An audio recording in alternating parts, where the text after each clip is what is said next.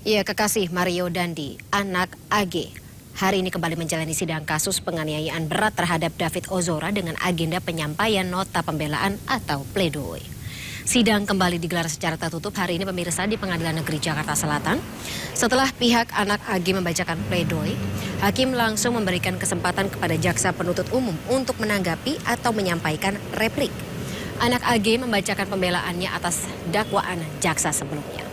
Jika sidang replik dan duplik bisa selesai dengan cepat, maka putusan anak AG rencananya akan dibacakan pada hari Senin.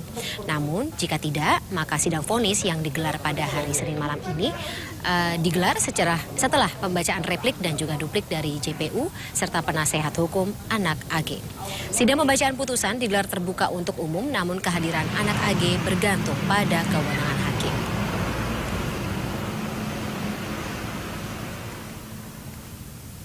Nah, dengan asumsi demikian, maka hari ini tuntas sudah jawab antara PH dengan penuntut umum.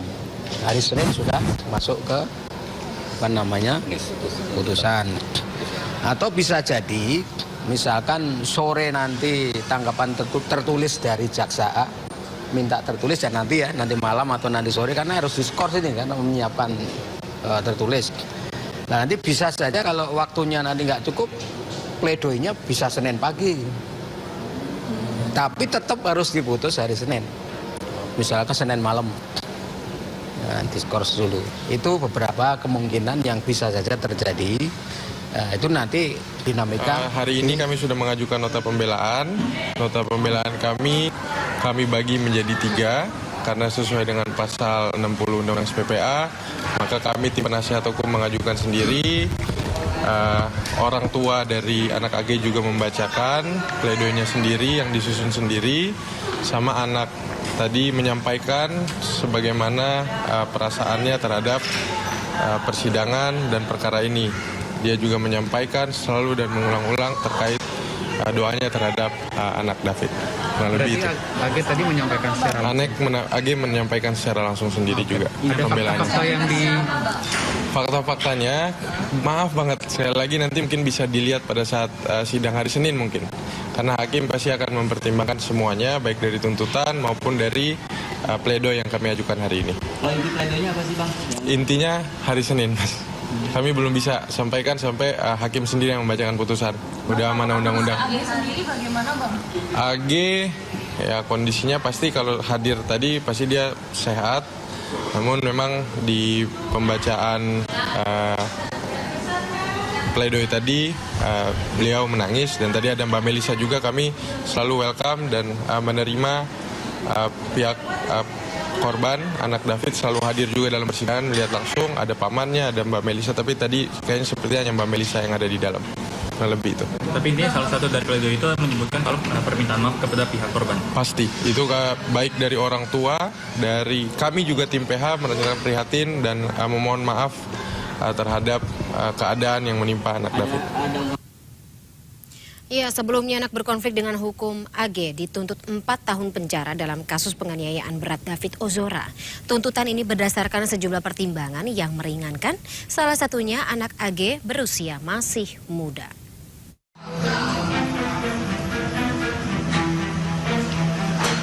Jaksa menuntut anak berkonflik dengan hukum AG 4 tahun penjara.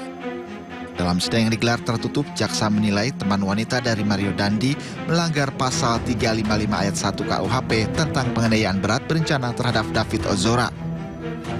Kepala Kejaksaan Negeri Jakarta Selatan Sarif Sulaiman menyebut tuntutan jaksa dikeluarkan berdasarkan pertimbangan. Salah satu hal yang memberatkan adalah membuat David Ozora mengalami luka berat.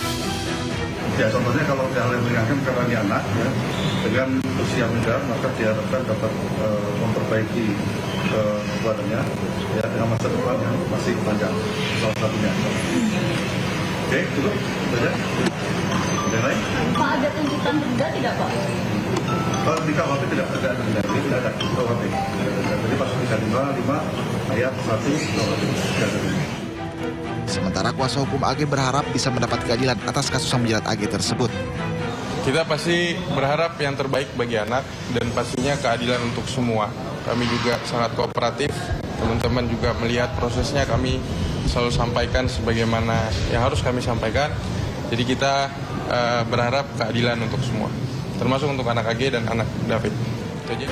Terkait tuntutan jaksa ini, pihak AG akan menyampaikan nota pembelaan, sementara sidang putusan akan digelar terbuka, namun terdakwa tidak akan dihadirkan di dalam sidang. Dari Jakarta, Ismalia, iNews melaporkan.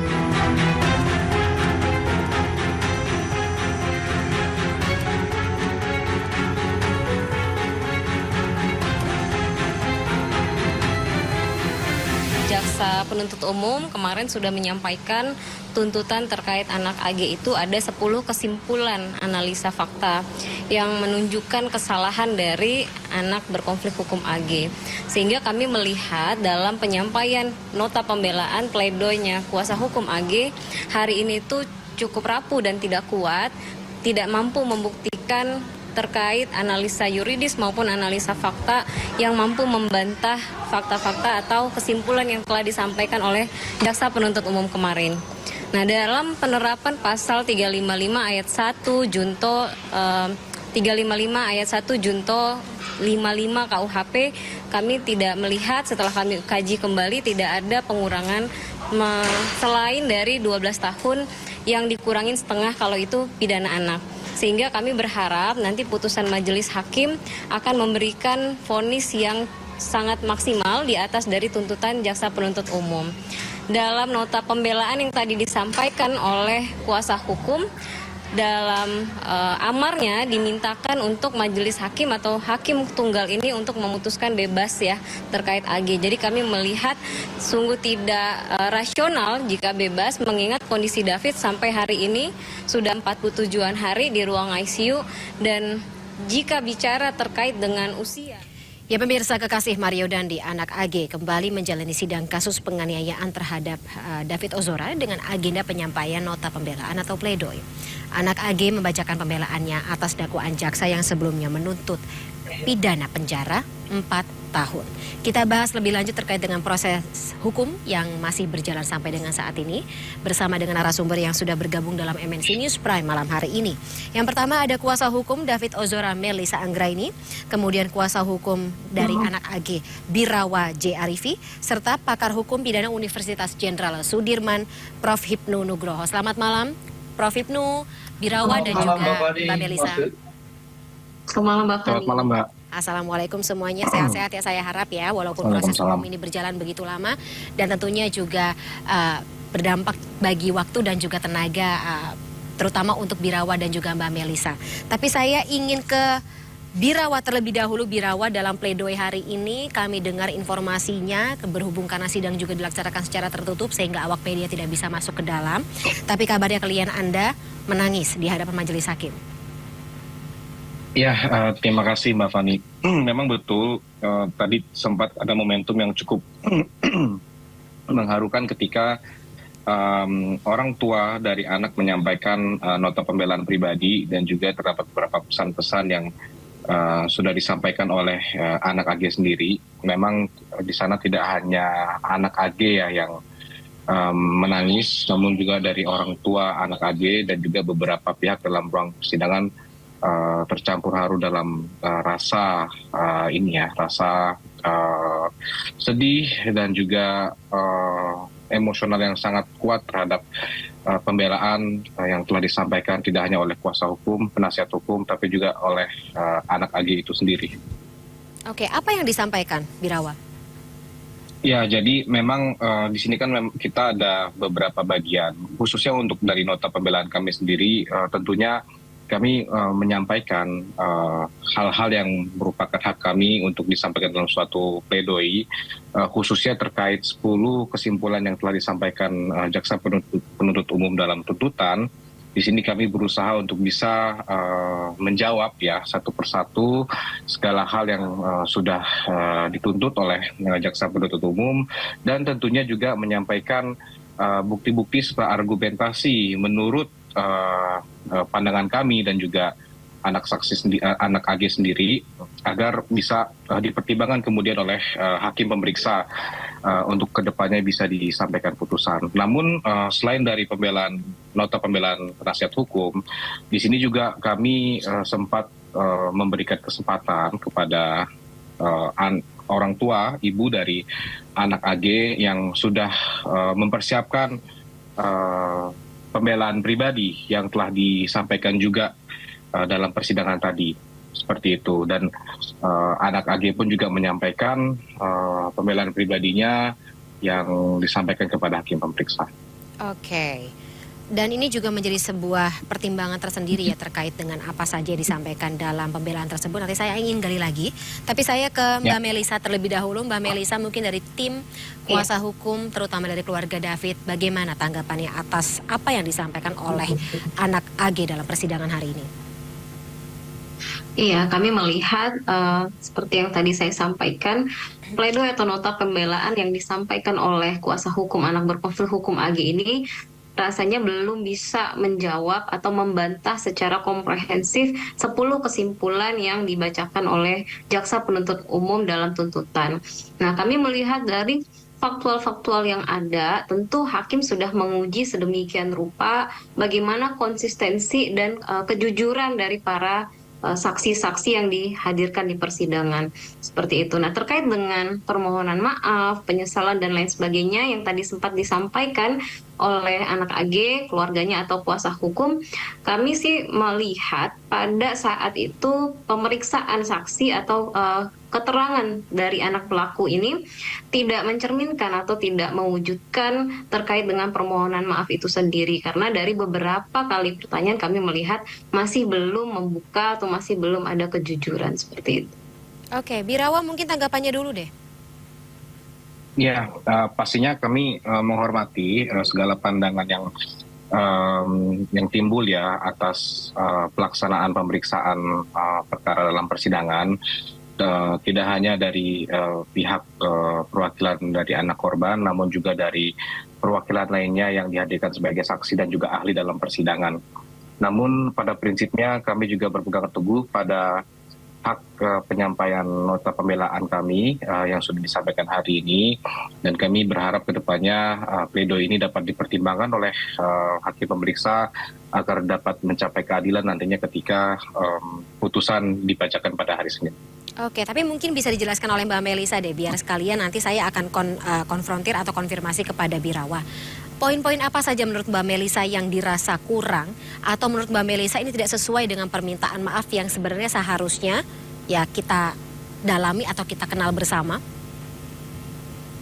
Iya, kalau terkait dengan keterangan apa-apa saja itu mungkin sudah masuk kepada pokok dalam persidangan yang mungkin tidak bisa kita buka di sini. Nanti dalam putusan akan dijabarkan secara lengkap oleh majelis, oleh hakim tunggal. Tapi gambaran besarnya adalah pada proses pemeriksaan yang dilakukan 2 hari berturut-turut oleh majelis hakim tunggal, ini kan sudah diuji dan sudah dikonfrontir dengan saksi-saksi yang lain. Nah, di situ kita melihat banyak dari kesaksian ataupun keterangan terdakwa yang tidak bersesuaian seperti itu, sehingga dari 10 kesimpulan yang disampaikan oleh JPU dalam tuntutannya, tidak ada hal-hal yang meringankan bagi anak berkonflik hukum AG ini. Satu-satunya hal yang meringankan dia hanyalah usianya yang masih 15 tahun dan dia masih memiliki masa depan yang cukup panjang. Dan itu cukup ironis bagi kami karena di satu sisi hal yang memberatkan adalah kondisi anak korban yang kemungkinan cacat permanen, luka berat dan lain sebagainya. Tapi di satu sisi yang meringankan adalah mempertimbangkan masa depan anak korban, anak pelaku. Seperti itu Mbak Fani. Baik, walaupun tuntutannya bisa dikatakan ya kurang dari maksimal tuntutan yang dialamatkan gitu atas pasal yang dialamatkan kepada AG gitu, 4 tahun. Ini juga menjadi benar. Gimana?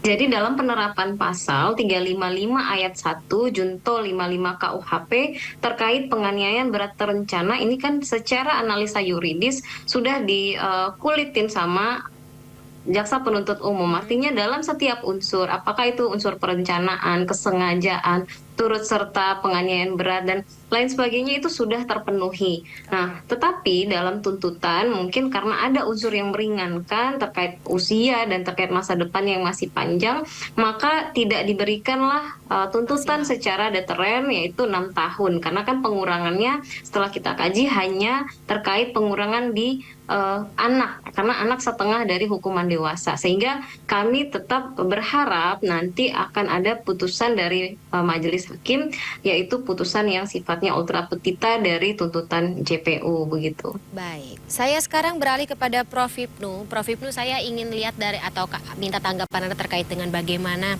sebuah kekuatan dari pledoi, terutama ketika menghadapi atau melihat persidangan atas seorang pelaku atau anak berkonflik dengan hukum. Sekuat apa, Prof? Ya, ini Mbak, peradilan kita itu adalah peradilan yang equal. Jadi bukan peradilan yang berdasarkan pada sistem inquisitur, tapi sebagai akusatur.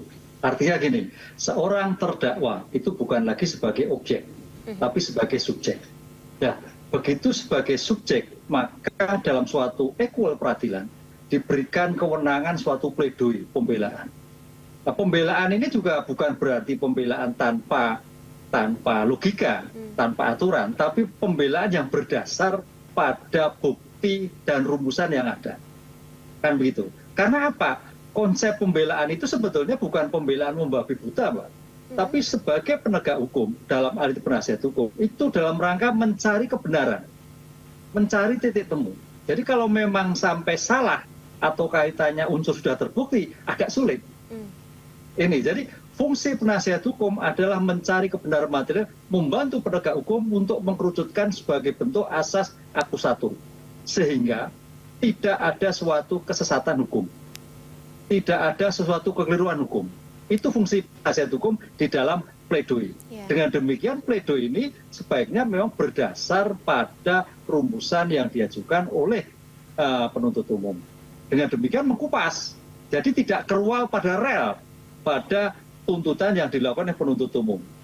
Dengan demikian kalau sudah masuk pada suatu bukti-bukti yang diungkapkan, antara bukti bernilai atau tidak bernilai, bukti kaitannya dengan relasi kuasa antara Mario dengan AG yang karena sebagai mantan pacar dan sebagainya, itu juga sebagai kekuatan yang mungkin tidak mampu bergerak, mungkin tidak mau menolak. Ada relasi kuasa gitu? Relasi kuasa, mau tidak mau di situ merekam, membiarkan. Nah, ini juga menjadikan suatu pertimbangan, Mbak, karena apapun yang terjadi tampaknya Mario ini mempunyai kekuatan yang luar biasa, sehingga mantan pacar pun juga mau tidak mau ikut di dalam suatu kejahatan yang bersangkutan. Ini yang harus disampaikan oleh penasihat hukum dalam rangka relasi kuasa ini, sehingga tidak mampu bergerak. Tapi terhadap kejahatan ansihnya sebagai kejahatan 355 itu suatu saat sudah terbukti sama sekali. Tidak terelakkan. Tapi kemampuan untuk menolak, kemampuan untuk menghindar, itu yang saya kira menjadikan suatu titik tolak bagi PH untuk bisa paling tidak meringankan dari tuntutan penuntut umum. Apalagi kalau kita bicara mengenai subjeknya, kalau pasti akan dibedakan ketika seorang pelaku atau pelaku penganiayaan ini sudah berusia dewasa, kemudian juga katakanlah secara logika bisa memutuskan segala sesuatunya dengan kepala jernih, instead of anak-anak, seperti itu juga bisa jadi pertimbangan kah, Prof. Hipnu? Bisa. Makanya di sini kapasitas anaknya itu sebetulnya seperti apa? Apakah umur 15? Maka ini permasalahannya kan gini kan, ini kan anak. Tapi kejahatan itu bukan sebagai kejahatan anak, Mbak, sebagai kejahatan orang dewasa. Ini yang harus menjadikan fokus kita. Jadi kejahatan perencanaan dengan penganiayaan berat itu suatu luar biasa. Bahkan di bukti yang ada itu hentinya suatu kejahatan itu antar faktor lain. Ini yang menjadikan kuasa hukum korban itu tidak henti-hentinya untuk bagaimana memaksimalkan itu. Karena suatu yang luar biasa, harusnya kan penganiayaan cukup berat selesai, dihindarkan atau berhentian itu. Ini enggak, terus-menerus loh kalau kita lihat di media loh. Sehingga berhentinya suatu penganiayaan itu karena faktor lain, bukan karena kehendak sendiri dari pada si Mario. Ini yang menjadi catatan. Sehingga oleh karena itu AG di sini juga mau tidak mau mengikuti apa yang dilakukan oleh Mario. Nah, relasi kuasa ini yang saya kira menjadikan suatu pertimbangan khusus sehingga mudah-mudahan AG ini diputus ya mungkin lebih ringan ya, lebih ringan dari tuntutan jaksa, karena tuntutan jaksa itu saya kira sudah bagus sekali, karena kalau tadi Mbak Melisa mengatakan bahwa tuntutan seorang anak adalah maksimal setengah dari ancaman yang dirumuskan dalam pasal yang didakwakan. Pasal yang didakwakan adalah 12 tahun. Sehingga kalau kita konsisten 6 tahun. Nah, penuntut umum hanya menuntut 4 tahun. Khusus AG. Nah, ini yang saya kira menjadikan suatu jaksa penuntut umum sudah melihat bagaimana tentang anak. Karena gini Mbak, seandainya itu nanti diputus, AG ini kan 15. Dituntut misalkan 4 tahun, berarti kan 19 tahun. Itu masih bisa berkarir di masa depannya. Spiritnya kan seperti itu. Jadi spirit peradilan anak itu masih punya kesempatan untuk masa depannya. Sehingga kalau kita lihat dalam Undang-Undang Peradilan Anak, seorang anak tidak ada pidana mati, tidak ada seumur hidup, tidak ada 20 tahun. Maksimal adalah 10 tahun penjara. Penjara itu sebagai ultimum remedium. Sehingga kalau bisa hanya peringatan, pidana kerja, kan begitu Mbak.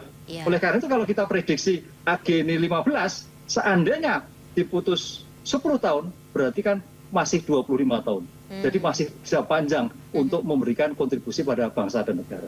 Walaupun, begitu. Ya, baik.